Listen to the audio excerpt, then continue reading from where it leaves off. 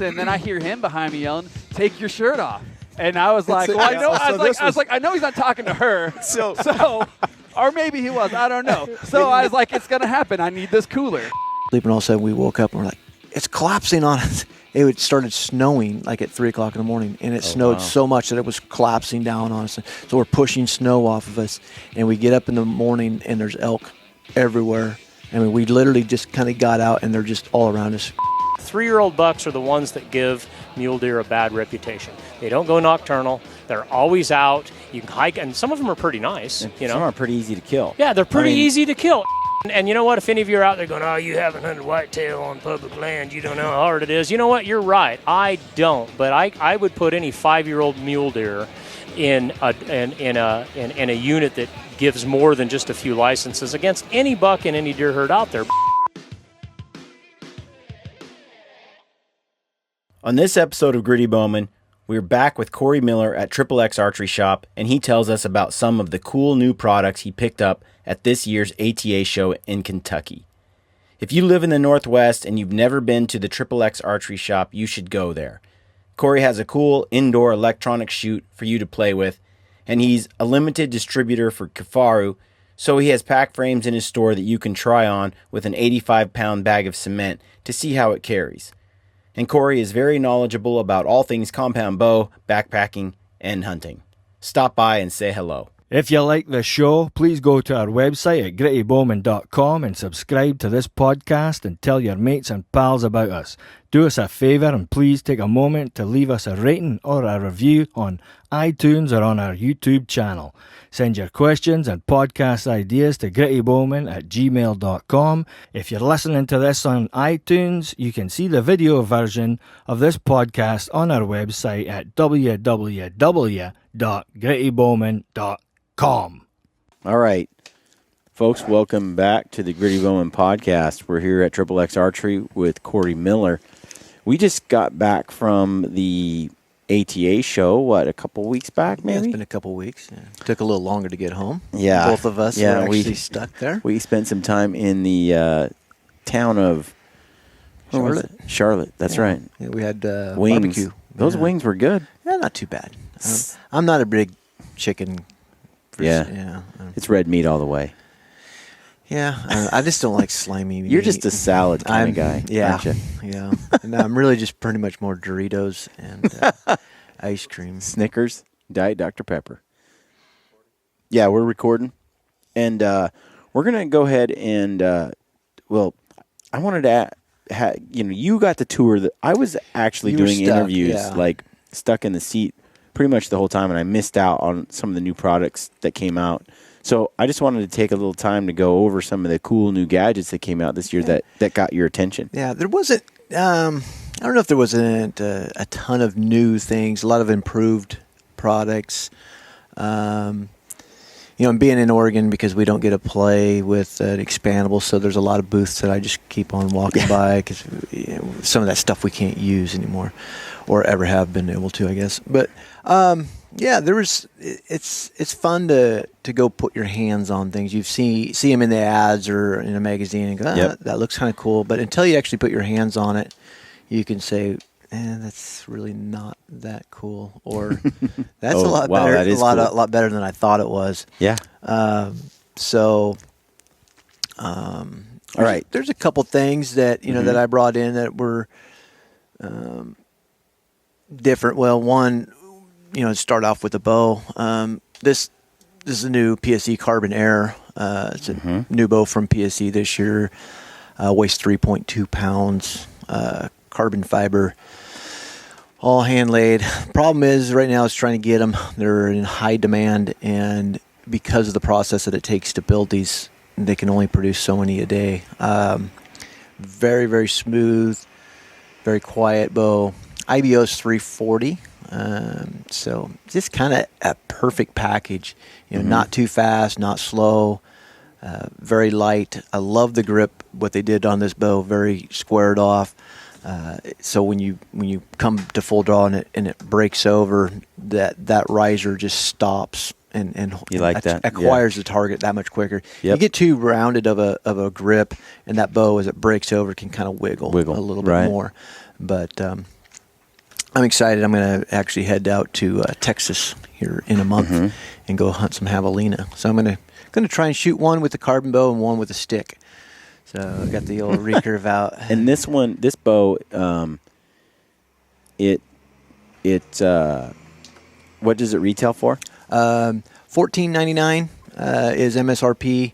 You know, some shops will sell it maybe slightly less than that, or slightly more. It does come with a free bow case. And at $14.99, is it a package? Is it nope, just the bare bow? Yep. It's right there with a Hoyt's carbon. They make another really nice high-end carbon bow. So, you know, and draws nice. It draws nice. You know, the cost, I guess, you know, it is all titanium hardware too, also on this. But the cost, you know, when you really start looking at what we're getting versus some of the other aluminum bows that are pushing that, you know, $1,000, $1,100 mark, and you're going, well, it's only a couple $100 difference. And I'm getting a carbon fiber that is definitely warm to the touch, you know, as you know, versus some of the aluminum bows, you know, definitely. But I can buy a lot of gloves, I guess, for a couple $100. But it just feels really nice. But performance-wise, you really like the feel. Very, very stiff, rigid riser. How does it feel on the release? Really nice. It's, you know, it does. Some guys go, it jumps forward. Well, it kind of goes forward a little bit. It's no vibration, but the bow has to go somewhere. It doesn't have any weight to it. You know, so it's not. It's different than if you were shooting a 6-pound bow. It's kind of like with a rifle. But I'm just in love with this. I can't wait to pack this in the backcountry in Montana. So cool. It's gonna be nice. So that's kind of new. That's on my top of my cool things or my list because that's one thing for sure that I'm going to use. Let's see, another kind of cool product. This was from Archery Trophy Ridge. It's a little quiver, little detachable quiver. But the cool thing on this is when it's on the bow, you actually have a light. Oops, wrong one. On here. So as you're walking in the woods carrying your bow, you can actually have a flashlight. Yeah, you demoed that earlier. Take that one off. And that's pretty cool. I like the green light. You know, game doesn't see it as well. But you had it on the bow just as you were walking, and it's right on the ground. And it's right where you need it to be. Yeah. Naturally, as you're holding the bow. And it really doesn't weigh anything. You know, you're like, oh, you're putting batteries and a light in there, but it's still LED, lighter. I mean, still lighter than when they started putting magnets in the quiver hoods. No, it's cool, man. That's a neat idea. Kind of cool. It's just kind of another little bonus. Yeah. Yeah. Kinda neat. Same from the same company. This has been out before this technology. Yep. It's called the React. They've thinned it down. You know, every year they're kind of being able to figure out how to make it a little bit nicer, so it's not so big. And I've been drooling over this site for a long time. They do have a vertical version of this also. Yep. I don't know. I didn't bring that one. I have it in here, but I didn't bring one over to the table. It's a little expensive, though. Nah, not really. I think they're like $149, $159. Oh, somewhere in there. Oh, I was thinking about the one. No, we're thinking about this one. We'll get to that one. Okay. Yeah, that's the spendy one. So this is what they call the React. So what this does is we're going to... This is Trophy Ridge. Trophy Ridge. We're going to sight, because the 20-yard pin doesn't move. Okay, so we're going to sight it in by adjusting our whole gain adjustment up and down. Yep. And we're going to sight that 20-yard pin in. Now... What I always tell guys, go out to 40 yards, which is our red pin. Yep. And so say we're out there and we're shooting a little low. So I'm going to dial this and the red pin drops down lower. But if you notice, all your pins are growing. So you got to be kidding me. So in two distances, we can sight this thing in from 20 to 60 and just by shooting two different distances. So once you just dial in your second pin, once that's done, tighten her down, you're done. So really slick. At the camera. Yeah. Get that shot on the camera, Cory. Cool, man. So just they all grow at one time, and like I say, they do this in a vertical version too. So all your pins are all in line vertically, and they'll all grow up and spread out. So is it? I mean, in theory, that's where sight tape comes in. Yep. Right. It's the same. Same on the same program as far as the gradual scale that your 50 and 60 are going to grow more faster than your 20 and your 30. So basically, you're sighting in your 20, and then you're sighting in your what? Your 50. Well, you can your do 30? They say 30, but honestly, you can make it quite Any an of adjustment. them. What I'd like a guy to do it at 40, make an adjustment, get it good at 40. Yep. Go shoot your 60. Now you're at 60 going, you know what, I'm a little bit high at 60. Move this thing up just a little bit till you're dead nuts on it at 60, and the rest of them are going to get that much better. That's what's crazy is all the rest adjust automatically when you get those two dialed in. Yep. That was cool. So that's See, cool. I don't know if you got it on the camera, Brent, where when you adjust that, it does slide the entire. It moves all the pins. All your pins. Not just the one you're adjusting. So pretty cool. Pretty cool. So going to, I guess, the site that you were excited about. Trophy This Taker. is Trophy Taker. This is an option. They make an option 6, and this is an option 4. Mm-hmm. So really high And end. this is titanium. No, What is it? I don't know Super if that's light. Yeah, I don't know if that's I mean- the titanium version or not. I don't know if they're Okay. doing both different versions. Okay. Retail on this is like $349, so definitely a higher end site. Mm-hmm. But it's got a lot of cool features to it that other ones Yep. don't. So the big thing on this is that we have a traditional 4-pin sight. Yep. And so we have 3 fixed pins that we'd have set at, say, 20, 30, 40. And then we have a floater pin. Yeah, so if you look at that, Brent, you've got these 3 pins that are fixed, right? Yep. And Then you can open up, and then you can just have a floater pin and dial that. Now, you can still dial that even with this closed. Yeah. If you're just going, okay, well, this is set at my 50, and then I just want to hurry up and go to 70 yards or whatever, you can still do it that way. But if you want to play the single pin game, then you can just knock everything else out of the way. And this is all done by a magnet, very strong magnet. So it's you got to really bump it to get that thing to close up on you. But just what's sweet about that is just that ability to have both setups for your shot. And normally what I want is normally I want that 20 to 30 20 30 40 yards. I want a fixed pin. Yep. But when I get beyond that, I'd like to have a movable pin. Yeah, I run a 3-pin slider.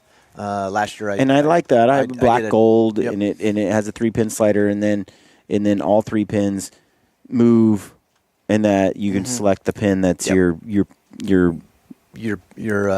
off pin or whatever you want to call it. Yeah, there's 2 ways. And I like that too. 2 ways of doing it. For me, it's a little bit more simple than this. This is got some more stuff to going on, but it is also.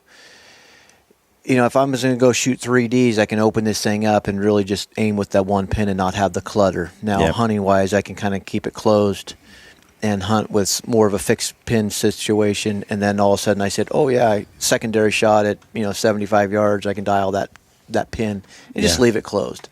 Yeah. But it gives me options. The one thing that I've heard, is a guy in the heat of the moment, he's right there. He goes to draw, right, on the elk or whatever. And he forgot that he had it turned. And so you're at 20, 30, 40. You just pull that thing up and you shoot. And this happens to guys all the time on the archery range. And this site here will eliminate that. Unlike mine, it is the whole unit slides up and down. Yep. So I have a 20, 30, 40 on there. Now, if I had that thing, I was out shooting 60 yards. And forgot to move it back. When I look at the bow, I don't notice anything out of the ordinary because I still have all 3 pins sitting there, and it's actually set at 60, and I don't realize it. On this, you're still always going to have your 20, 30, 40, and those aren't never moving change. anywhere. And now if the last time we were shooting was at 60 yards and that bottom pin is down at 60, it's at 60. It's not at 50 anymore because it's out of the picture type of deal. So there are some pretty cool advantages to it. It's about $300. Yeah, $350. $349, $350. Can you twist that to get a little more, Cory? And you do have a dovetail system on here, and then you still have the ability to add pretty much any kind of quiver to it, and also. That's cool, man. I've been looking at that for a while, but it's not cheap. No. Ripcord. This is the new Ace standard. Mm-hmm. So basically the difference is, thanks. The difference is they took off the micro adjustability, so they do 2 versions of it. And the other thing is we can get this in some different colors. So this happens to be a pink one. Yep. But so the other one, we have a micro gain left and right and micro up and down. This one is just a standard dovetail up and down, left and right. Cut the cost down by like $20-$30. The thing I really like about this rest is it does have the feature of a controlled letdown. It stays up, and then when we shoot, it falls. But the other big thing for me is that the internals are stainless steel, so I can manually play this thing, push it down all the time, and I'm not going to break any of the internal parts in there. Mm-hmm. So the other ones, you do kind of got to be a little bit careful. If you want them down, it's best to kind of fire them instead of just pushing them down. You can break some components off in there. Yep. So that was a new thing for them this year. Tight spot. Mm-hmm. A couple new things on theirs this year. One, the big thing for me was the new camo, and the Kuiu camo, which is what Elite started running on their bows this year, which has been hugely popular. Never sold so many bows because of a camo. It's people seems to be kind of the thing. It's important today. It is. You know what? I mean, if you're going to go spend $500-$600 on your outfit, then it's kind of nice that your bow matches. Yeah. I don't like to call my camo an outfit. I like to call it, camo or my gear. Your gear. Okay. Yeah. But I'll tell you that Casey and Jordan Harbison call it an outfit. Yes. But no, this the camouflage thing is becoming more and more important to people. Yeah, being people able are to just accessorize and tailor their they're gear. very passionate about their brands. Yep. Who they support. Yep. So. So do they offer it more than Kuiu or? Yep. Yeah, they do it in pretty much all your Mossy Oak, APG, Black. They do the PSE Skullworks stuff. Any other camo brand like Cryptic? They don't do Cryptic stuff, or Sitka anything yet. But I say yet because it's just the problem is you start getting so many different camos and it's just more SKUs and more licensing fees. Yeah. So you try to get the masses but this was a big one. It really, on the bow, it just looks so sharp and nice. The other thing they did this year, too, is they lightened the quiver up a little bit. They thinned this up. Instead of having a 4-bolt plate system on here, they have a 2-bolt on there. Other than that, pretty much the same standard tight spot quiver, very rigid, 18-inch gap, very tough. It's my favorite quiver. My favorite quiver. Yeah. And then black gold on the... This is the Pure 75. This is sight? Yeah, this is my sight that I'm going to use this year. On the Ascent, the new Ascent, they made it a lot more like the Pure as far as our sight tape plate is angled, and they're running now the same sight indicator. It used to be just a little wire hook out there. This is a lot more clean, nicer. The nice thing too is that you're like if we put a sight tape on here, we needed to move our indicator. This is in a groove system, so we can slide that up and down very precise instead of a little wire underneath an Allen. Head. So it will definitely a little nicer. People get their hands on it; they can see. Yeah, on the Pure 75, they run a little bit different. They don't run just a Delron slide system, so this is definitely a little beefier. It's a little bit more money, but the new Ascent is also really, really nice this year. Yeah, that 3-pin is hard to beat. How much is that one? Like $195, somewhere right there in the Ascent version. I can't remember what the Pures are. They're getting more in closer to the trophy takers, in the 2s to 3. Let's talk about that for a minute. it used to be that the sight was one of the least, like, does it really change your shooting ability or your accuracy? Because, you used to pretty much just set it. I mean, it just gives you something to point with. 20, 30, 40, 50, Yep. done. 5-pin sight. Yeah. The big thing where things started changing is making sure that they stayed still. They didn't move around. They didn't rattle free. The pins were bright enough where the fibers didn't break. They were tough. So back in the day, they used to be brass, and we'd dip them in paint. But now it's, your fibers are gotten better. The pins themselves have gotten better. The material that they're building these things out of are just, That's seriously machined. Yeah, Spot Hog's another company that, you can use them as a hammer, and they're just rock solid. Everybody's building stuff extremely tough now. So, when you're talking about using these, though, how did you notice a difference when you're actually shooting in tournaments? In tournament wise, yeah. That stuff is, very. It matters. Yeah. This sight still, honestly, wouldn't really cut it in the target world. In the 3D world, yeah, you could definitely shoot this in the 3D world, but in the target, the field rounds and stuff like that, where I'm not sure if they do a lens kit yet for this or not, but we all run programs on our phones, and they're all on a click system. Like on mine, I have 30 clicks per line. Yeah. Most of your average is, anywhere from 20 to 30 micro clicks. So you talk about the guys are looking at targets like Tim, talking about being a yard or so, but these guys will get to the point where we're shooting things uphill and doing the calculations on the cuts, and they're cutting half yard, quarter yards. And all that stuff matters when you're trying to aim at the middle of a dot. Well, if you're holding in the middle of the dot, now you take in the air of being off on your sight. Yeah. And then so if you're not dead nuts in the center, and you're aiming a little low, and then on top of it you're a half a yard off, that becomes a miss. Yeah. Versus if you could always hold in the middle, which most of us can't. I know I can't. That little bit more precise sight. I did notice that getting a smaller dot, smaller pin. Aiming, yeah.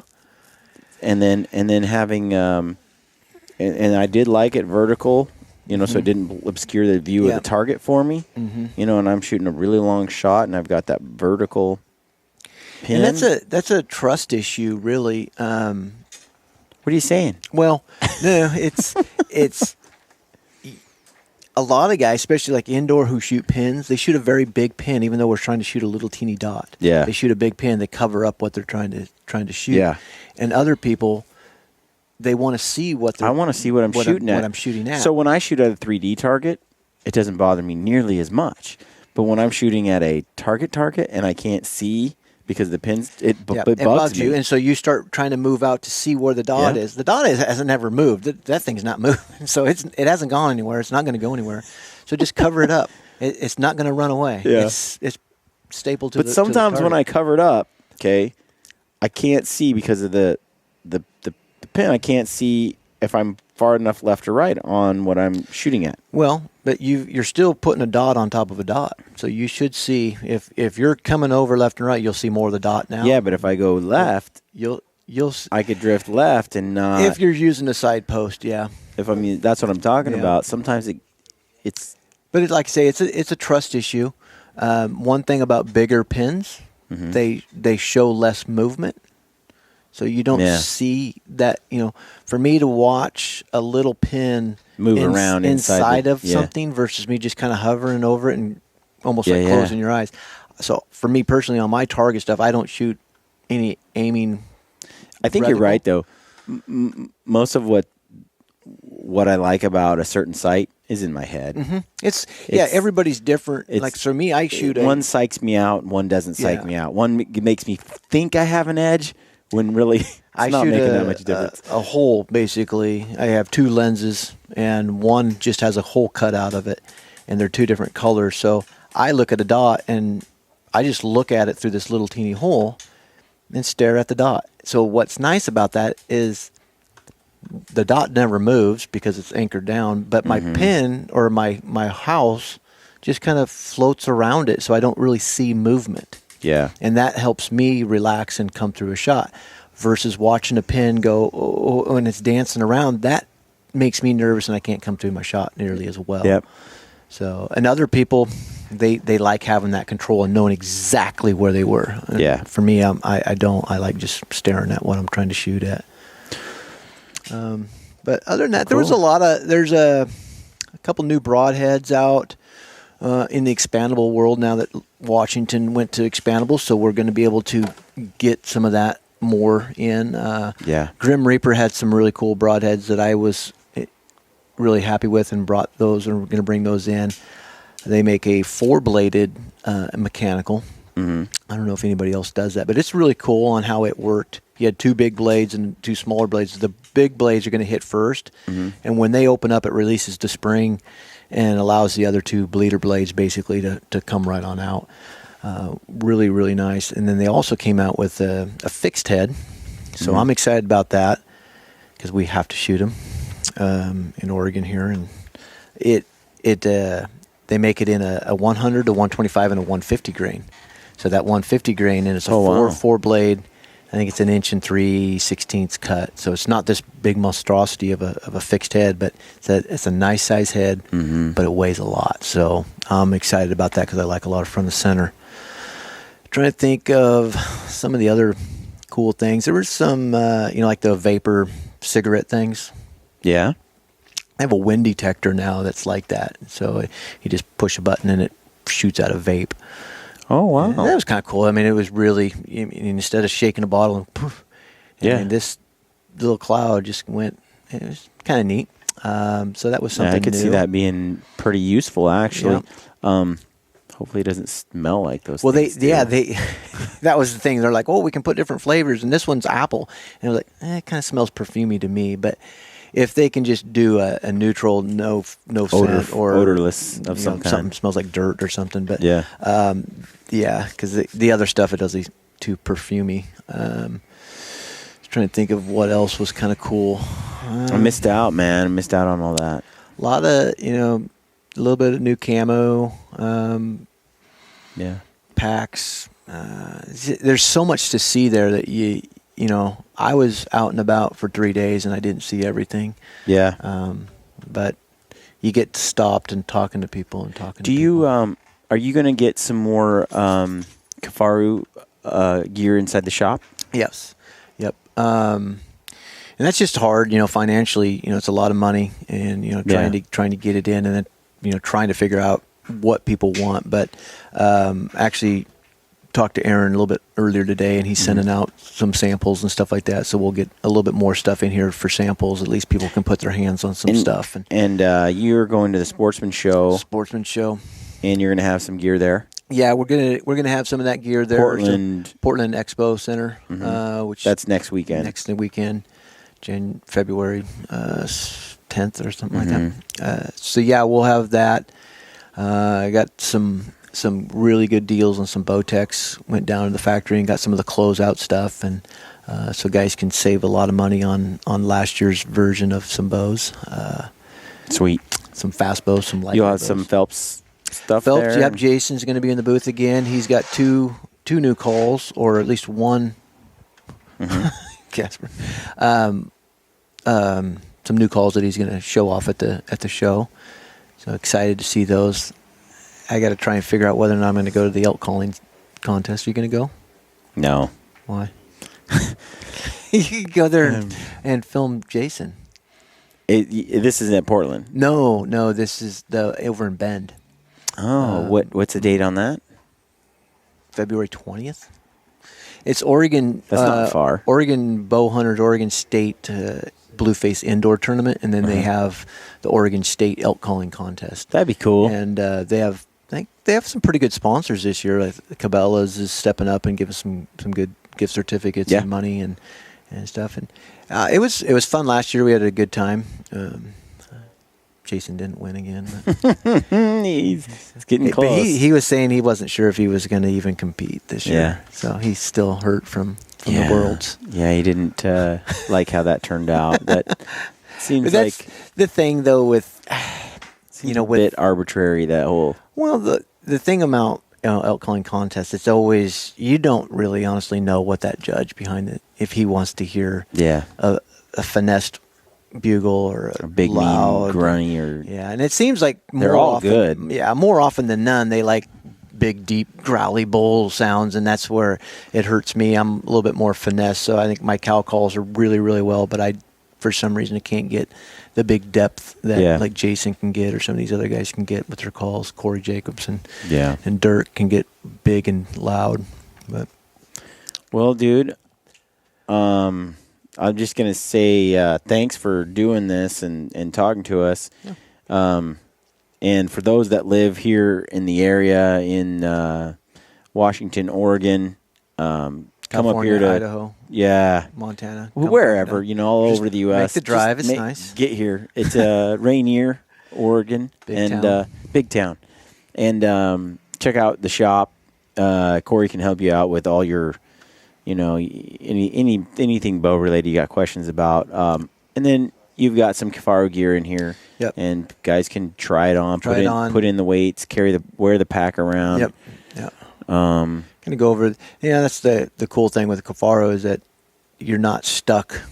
Really, once you get your frame down, now you can really start deciding what kind of bag you want to put on it. Yeah. And there's so many different options, and you're never going to be stuck with that option. We need to do another one. Talking about your experience. We already know Aaron's a bit biased, right? Yeah. Let's get your opinion on the packs, and then get some ideas.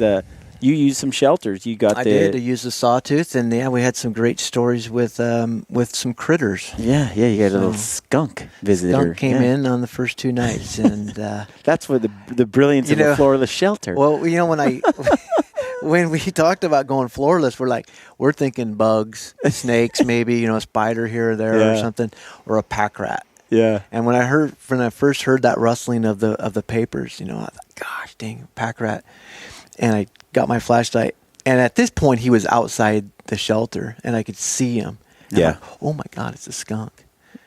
And so I get up and I go out there, and he's not scared of me, and he's just kind of standing there. He's a skunk, man. Yeah, he's just kind of looking at me, and I'm like, what are you gonna do? So he kind of waddles away from me, and so I thought this would be smart, and so I picked up a rock and I threw it at him, and he kind of puffed up, but he didn't spray, so he kind of waddled away, and I'm looking at the wrappers, and I'm like, he was in here. And that doesn't make you feel real good when you're thinking you're sleeping, and meanwhile there's a skunk actually walking within inches of your face and going through your pack and taking out some of your wrappers and food. So we thought, we need to get our food out of here, and so we put everything up in the tree, and the next night, and he found one wrapper that I must have took out of my pants or something, and I could hear the rustling of that wrapper again. And God dang it. So I get up and I look, and he's not there. I can't see him. So now I'm thinking now it is a pack rat. Yeah. Because he wasn't scared of me. I had to throw quite a few rocks at him to get him away last night. And so I got back into the shelter and got into bed. And all of a sudden I could hear some rustling around again. And I'm rustling around looking for my light, and I turn it on. Nothing. And I did that game twice. And finally I'm like, okay, I'm going to wait. So I'm just laying there waiting with my flashlight. And all of a sudden I can hear the rustling around, and I turn it on, and he's literally, his butt was from you to me. Did that make your heart race? Well, his and mine, because he freaks out, and all of a sudden he gets hit with this light, and so he's bouncing off of both sides of the walls. And now Obby's awake, and he's yelling, and we're both yelling, no! And he's running back and forth, and all we see is this big old tail and butt. And then what if he just gassed your whole so finally he runs out, and he gets out, and we're like, we got to kill him. So yeah, it was Yeah, that was day 2 of 18, so that could have really been bad. Did you kill him? Nope. We packed up and moved. So we moved, but we did end up coming back like 10 days, 12 days later. Yeah. And he never did come back, so it was... We camped under my tarp. I have a Z-Pax Cuban fiber 6 ounce, a pretty large tarp that I've been running a couple of years, and I like it. And I like sleeping right out underneath the stars without, or underneath the tarp. Yeah. It's just versatile. It's lightweight, but it did get a little cold sometimes where the wind just when we got wind going. So setting it up to block the wind was kind of important. The other part was we got robbed a number of times by, like, I got a chipmunk a couple of times, or squirrel chewing through my bag, or rodents chewing through my stuff to get to food. Then we'd hang it up, and then they're still trying to get it there. Yeah. Sleeping in a tent. They, if they really want in there, chew they'll through the tent. But I heard they would. But they will. I haven't had that really happen. And that's for me, but the chew because I didn't want them chewing through my tent. I usually just left my food out there and said, "Hey, if you're going to take it out here. Don't come in here." Yeah. So all my mountain house meals, they'd be going through there, and they'd wake me up at night and all that. But yeah. Never thought about a skunk. No. So now it makes me think totally different. But the shelter was good because we got all aspects of the weather. So we had rain and we had snow. Did you bring the fireplace on that, or the stove? I mean. Yeah, but we were, being new, we were rookies, and so we packed all the way into this new country that we'd never been in. Yeah. It was just me and Abby, and we get in there, and we got in just at right at dark, and a bull's bugling right above, and we're like, God, we got to find a spot to camp, and we don't even really know where there's water. Yeah. And so we find this spot, and we're like, oh, this looks pretty good, and all of a sudden we're kind of shining the flashlights, and there's just big wallows everywhere. We're like, yeah, this isn't going to work. So we kind of kept going down a little further and set up the tent. Well, that night, a storm come through, and it is pounding rain like I've never seen, and we tore down when it was wet, so the sawtooth was already wet, and so when we set it back up, and it was raining so hard that it was like a mist coming through, and we're like, oh my God, we're getting wet in here. And then we went back to sleep, thinking, oh, there's nothing we can do. So we went back to sleep, and all of a sudden we woke up and we're like, it's collapsing on us. It started snowing like at 3 o'clock in the morning, and it snowed so much that it was collapsing down on us. So we're pushing snow off of us, and we get up in the morning, and there's elk everywhere. I mean, we literally just kind of got out, and they're just all around us, and we couldn't really move. We were really in a bad spot to camp. So we hunted that day, and it was brutally cold, and we didn't have the stove. So it was another day to go ahead and pack out, hunt, and then hunt our way out to the truck again, get our stove, and came back and put the stove in, and then everything was better. So it was nice. Yeah, it was kind of cool to I burnt my coat, rookie.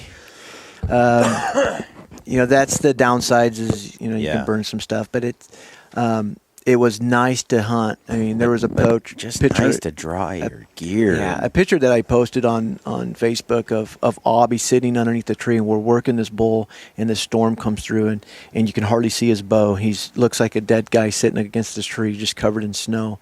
And we were so cold that this bull was bedded down, and we had been on him for a good hour and a half, and I was like, I hurt. We need to go. And we actually pulled off of this bull. That was a good 330 bull. It was one of the better bulls we'd been on. And we pulled out and hiked, to some miles back down to the sawtooth because there was a stove there and we were able to get warm. But it was nice because if we didn't have that, that's really what helps start breaking people down. I mean, mentally, this isn't fun anymore when it starts to get painful. Being able to warm yourself up like that is just starting a fire even without a sawtooth. Is nice, but being able to climb inside Yeah, because if it's still raining or snowing and you're out there at a fire, it's still not that fun. But if you can get out of that weather and then get some heat on you, it's definitely I'm anxious to try it. I've never done it. And it sets up really quick and easy. And I think for me, about the only time I probably won't use it is going to be springtime, where the mosquitoes are just bad. Yeah, it's hard. Yeah. You know, I guess you can get a net and crawl into your sleep bag that way, but yeah, I know what you mean. Just hearing that buzzing, all night. But yeah, no, I'm excited. Cool. Yeah, we'll have to do one. We'll go up and set it up and show how fast and easy it sets up and how much room is in it. And I want to get a recap of your hunting season. You and Ty Stubblefield and Avi, you guys all had a great season. So I want to get that as well. So yeah, and maybe when we'll finish, we'll do that, and hopefully I'll have some javelina stories. Yeah.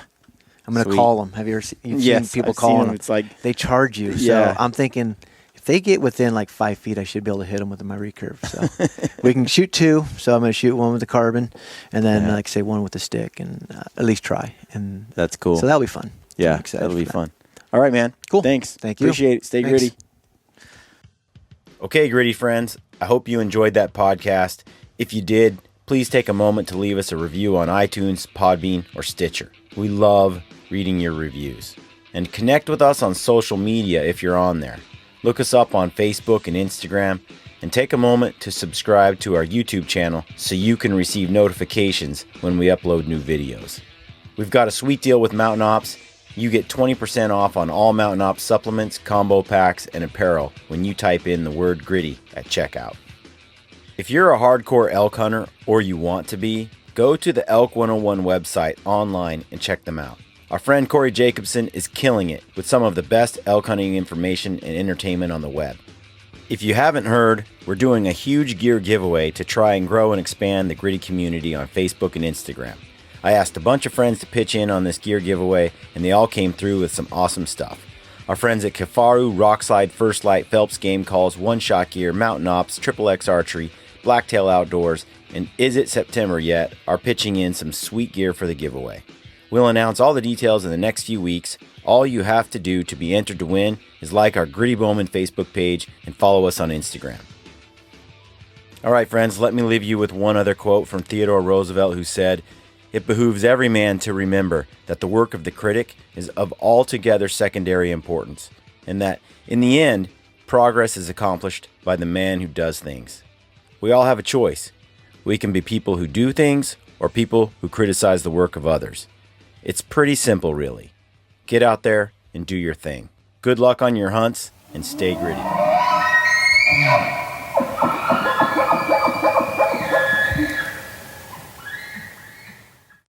This is Ty Stubblefield, and you're listening to the Gritty Bowmen. Gritty Bowmen.